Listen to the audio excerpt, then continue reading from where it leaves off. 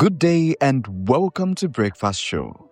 The program is coming to you on Radio Nigeria, Coal City 929 FM, Enugu. I am your host, Ekene Odigwe. In recent times, many people have had to make difficult choices as the living cost continues to rise. Food prices have increased. Healthcare costs are climbing, and many families are wondering how to maintain a healthy lifestyle without breaking the bank. But does healthy living necessarily require expensive foods, costly gym memberships, or premium health products? Are there practical and affordable ways to stay healthy even in challenging economic times? Today, we'll be exploring the topic, healthy living on a tight budget. Practical ways to stay healthy despite economic challenges. Joining us is Mr. Victor Okoro, Dietician, Nutritionist, and Wellness Coach, Health Resources Center. Thank you for joining us on the program. I bless everybody. I thank everyone. Thank all the listeners at this time. Now, many people believe healthy living is only for the wealthy because healthier food options often appear more expensive. From your experience, is it truly possible for low and middle income families to maintain good health on a limited budget? Of course, a low income earner supposed to maintain a healthy living because some big income earners, they don't even maintain healthy living. Healthy living is not only for the people that are wealthy. No. Healthy living is on how you manage your health, on how you manage the things you eat. Because a lot of people do eat what they're supposed not to eat in the name of big man or in the name of a wealthy man. Before you know it, a lot of crises, a lot of chronic diseases will jump out into the system, causing untimely death. So a low-income earner who thought that healthy living is only for the rich, such person is making a great mistake. If we can remember in the time past, we will know that people of olden days, if they're cooking soup, they don't have interest on Maggi, all these spices of a thing to put inside their soup so that the soup will be flavored or be sweetened. They will use natural remedy. Take for instance, if you want to cook something like buffet soup, you see them using ogiri. When I can ogiri or that is vegetable seed. So when you cook soup with all this kind of thing, the aroma, the flavor, the taste will fully come out, and they are highly nutritious. They're highly nutritious. They put crayfish. Some people don't know that crayfish has a very big protein. It's a very big proteinous food. Not meat, every time meat. So it is very, very good for both wealthy and unwealthy people to maintain a healthy living by correcting the habit of bad way of eating. Thank you. When money is tight, nutrition is usually one of the first things people compromise on. What are some affordable local foods that provide excellent nutritional value but are often overlooked? You don't need to compromise nutrition because money is tight. Not at all. Take for instance, a tuber of yam is about 4,000 or 5,000 now. A wealthy man can go and buy one tuber of yam at the rate of 5,000. The same person will go and buy spices, condiments, this and that to garnish it and to prepare sauce for the yam and eat. Before you know it, it is already 10,000. Maybe a family of 5 or 6 can eat that yam at a meal. And you that is a low income earner, or you that his money is tight on your side, you begin to consider, how will I get 5,000 to buy and talk of the things I will eat? To talk of the things I will add to eat. You may manage to go and buy the one of 4,000. That is the only last card you have. And you go and cook it like that. You use red oil and eat it. You are killing yourself. You are vividly killing yourself. It's supposed not to be so. Yam is carbohydrate. Gari is carbohydrate. Corn is carbohydrate. Fufu is carbohydrate. They are all carbohydrate, including rice is carbohydrate. Why not lay your hand on gari or corn? 1 penta of gari, a family of 6 or 7 cannot finish it at a meal. You can never finish it. You can't finish it unless you have big belly that you may be able to finish it. So when you buy a penta of gari, let's say 1,003 or 1,005, the remaining 2,500 you have, you will use it to prepare soup and get what? Change. You buy crayfish, you buy pumpkin, that is ogo. Okay, can you buy okra or you buy melon, that is egusi, to prepare your soup? You get to pay, you get, like I mentioned before, get to green, or you get oziza leaf or oziza seed. You use it to cook your soup. You get the aroma. You will eat it. You will enjoy it. You will enjoy it very, very well. So by so doing, the same nutrient the other person gets from 10,000, you that used 4,000, and your own food will still remain, will get the same nutrient. Okay. A lot of Nigerians now rely heavily on processed foods, instant meals, and sugary drinks because they seem convenient. How does this affect long-term health, and what healthier alternatives would you recommend? A lot of people engage themselves in junk food, over-refined and over-processed diet. It is not good for your health. It is not good for your health. Like all these snacks, sausages, and all the rest of them. If you are a type that intake them, you are inviting cancer to your system. Cervical cancer and all the rest of them. It is not encouraging. Some people engage themselves egg roll. One may be in the office in the afternoon because it is easy for you to pick. You eat egg roll today, tomorrow you eat egg roll every day.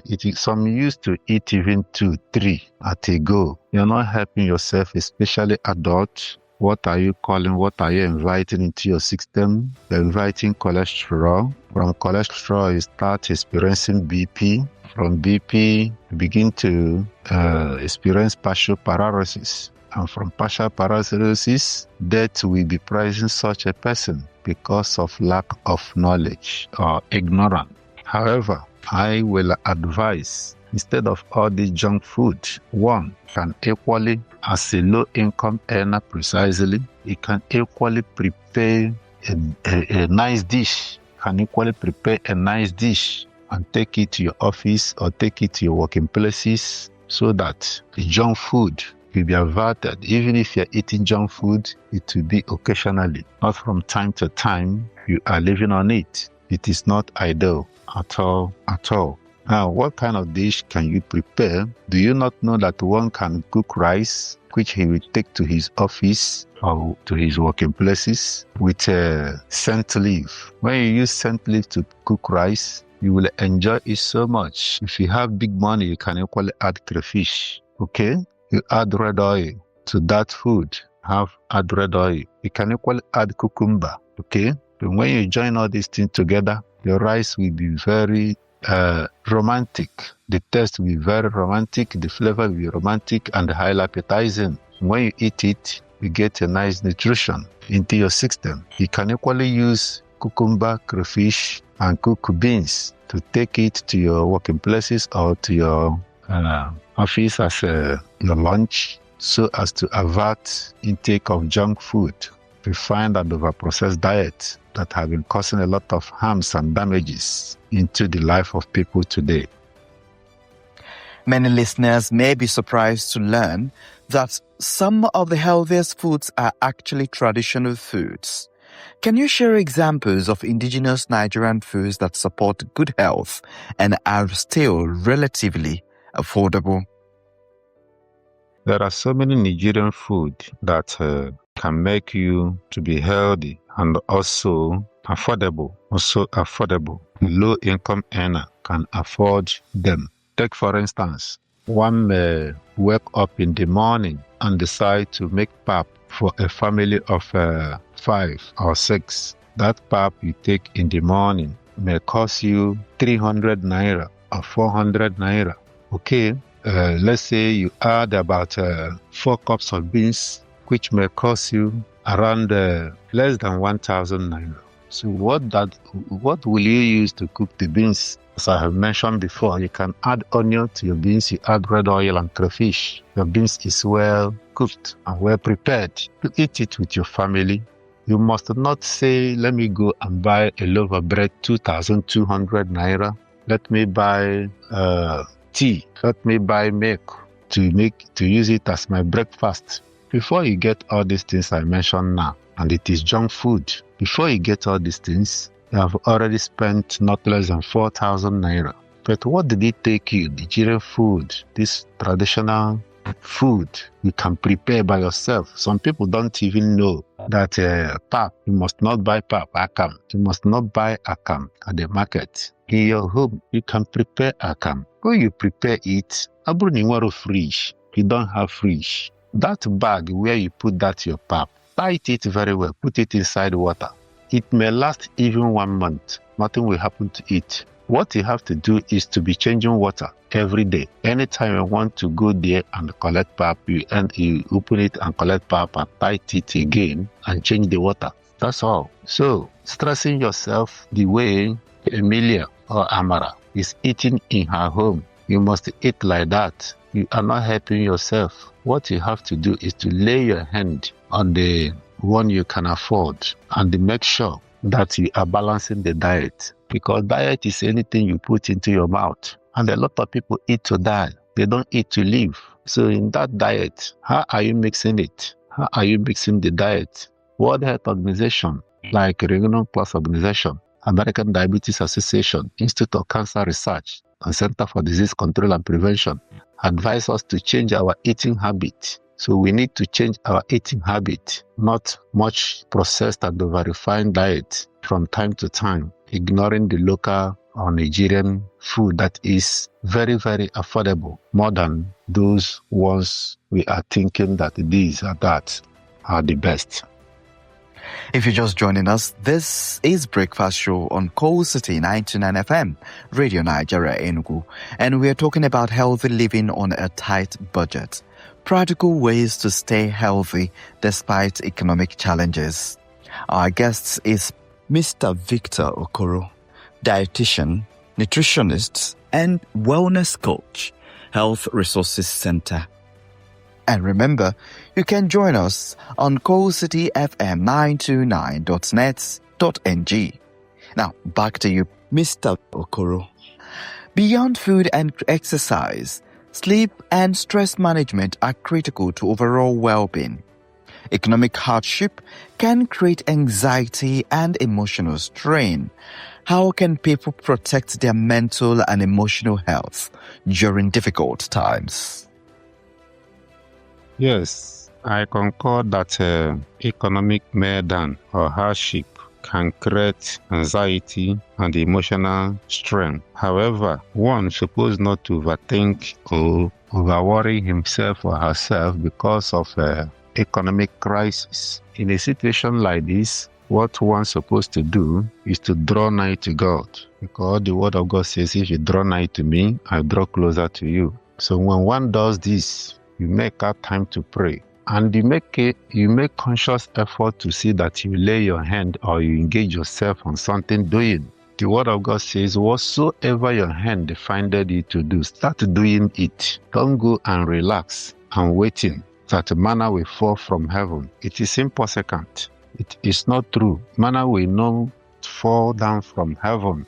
Lay your hand on something. If you are doing something, that thing you are doing is not fully helping the family to live a healthy life or to help themselves to come out of in dangers of crisis or problems of feeding and all the rest of them, try to find another thing, add to what you are doing. Find another thing, add to what you are doing. One can engage himself or herself into 2 different types of work, into 3 different types of trade in order to be helping yourself. Do not go and rely only on that one, Some businesses, you can lay your hand there.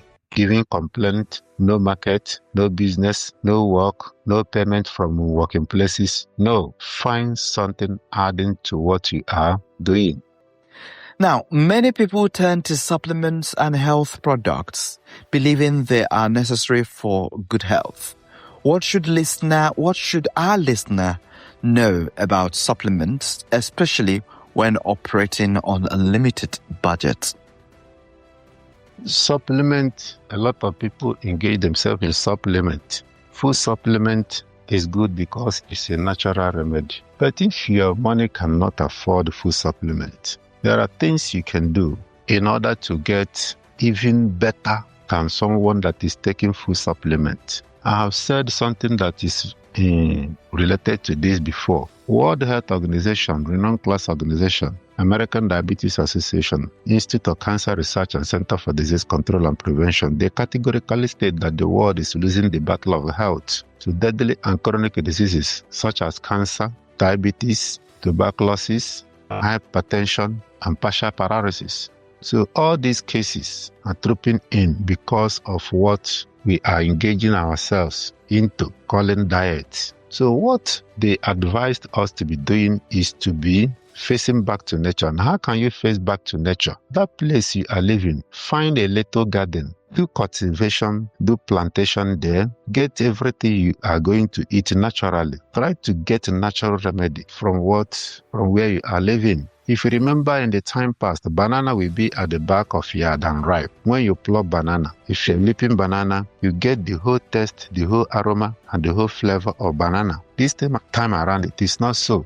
Because even the roadside banana sellers, when they get the banana, they will go and pluck the banana before it will even mature or before it will even ripe. And they will use hot water and carbide, pour it on the banana. The banana will just ripe overnight. At times when you are leaping banana, you not get the taste of banana, but the banana is well ripe. So these are over processed and over junk food we have been eating, which we need to correct today. But if it is the one you plant and harvest it from your farm, I believe you leave it to a ripe day. When it ripe, if you eat the banana, you will fully get the taste of that banana.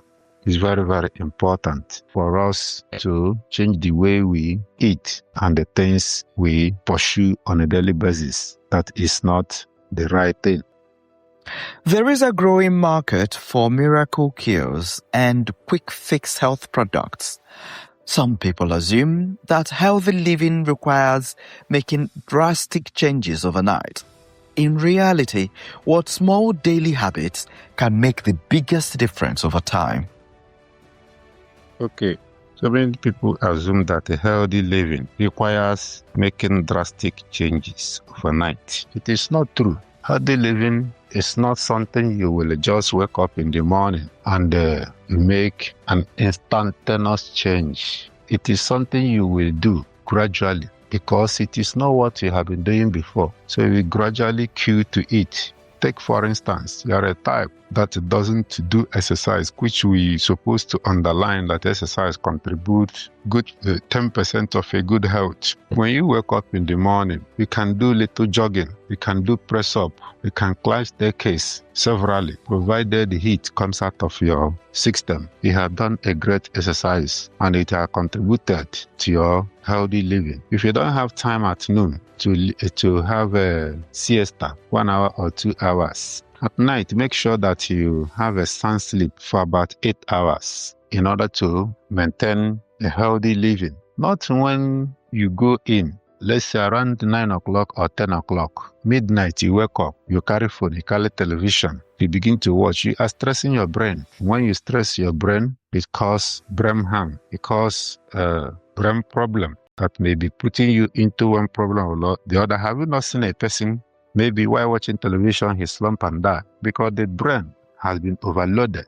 When you overload your brain, it will have problem. that will affect your entire system and that may lead even to death. So let us start from exercise, rest, or good rest, and the correction of the way we eat on a daily basis is very much important. We are expected to get 5% of carbohydrate daily, 15% of protein, that is animal protein 5%, plant protein 10%, then 30% of fruits and vegetables, and 50% of whole grains. So by so doing, you will see yourself living healthier than the wealthier people.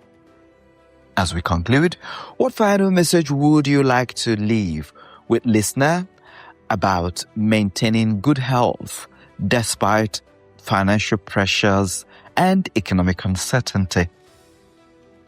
Finally, for this economic uncertainty, I will advise the listeners to make conscious effort to see that they lay their hand on something doing that will be generating income for them on a daily basis or weekly basis or monthly basis. Adding to what you have been doing, that is very much important. And again, to seem it fit that the advice of the World Health Board gave on departing from all the junk food, over-refined and over-processed food, it cannot help us. Take, for instance, one might decide to cook. That is what we call the dead down food. I want to cook tomato, you want to prepare stew. You will fry onion and fry tomato and fry everything. Everything will die in the fire while cooking them, while frying them. Those things cannot give you the nutrient you are looking for. During the process of cooking those things, you have removed the nutrient. What you will enjoy is only the taste and the aroma. The nutrient is no more there, and by so doing, you are causing a lot of health crisis in your system. So fresh food, when it enters into fire, 2-3 minutes of boiling, you remove it. At times it doesn't too sweet, but it is the kind of thing that will give you the nutrient you require in your system, that will make you fit, healthy, and strong anywhere, any place find yourself. So I encourage you to be making conscious efforts to see that you change your eating habit, adding rest, adding exercise, and lay your hand on some other things doing. If you are somebody that is not doing anything, this present country and this present time is not a time one will decide not to be doing something, answering housewife, answering this and that. It is not ideal. God bless you all.